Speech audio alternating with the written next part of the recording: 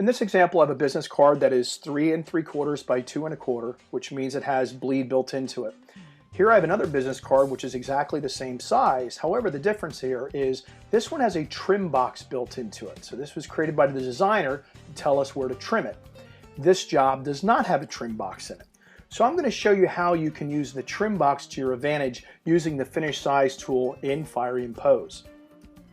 So with Fiery Impose open, we're looking at the no trim box business card. If we come over here to finish size, we have three options. The first one is based on crop box. So what based on crop box means is the Fiery will look at the full size of the PDF file's X and Y coordinates. So in this example, we're looking at 3 3/4 by 2 1/4.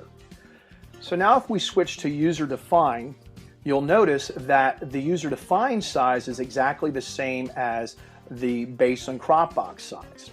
The reason for this is the designer did not put any trim settings into the file. So we're looking at exactly the same settings. The last option is called based on trim box. And what based on trim box does is allows the Fiery to look at the trim box size the designer put into the file and the sheet size to maximize the layout for the products you want to impose. So now let's look at the file with the trim box built into it, which the designer put in the finish size into the job.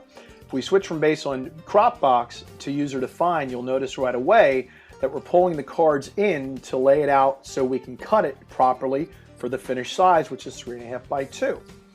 Again, if we flip back, you'll notice the center, it spreads it out. Go back to user define. We're identifying the finished size inside the file. So let's look at the last option inside of finished size called based on trim box. So again, what this is going to do is we're going to look at the sheet size, which is 13 by 19, along with the card size.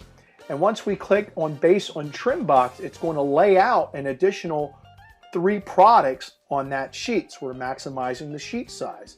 So again, it's basing it off the product size and the sheet size. If we go to 11 by 17, again, you'll see it automatically lays it out to maximize the sheet size. Back to 13 by 19, more cards. We go to 8 1/2 by 11, the same thing. So you can see by using the finish size, it's a great tool to maximize how many products you can get on a sheet when you're doing imposition for print.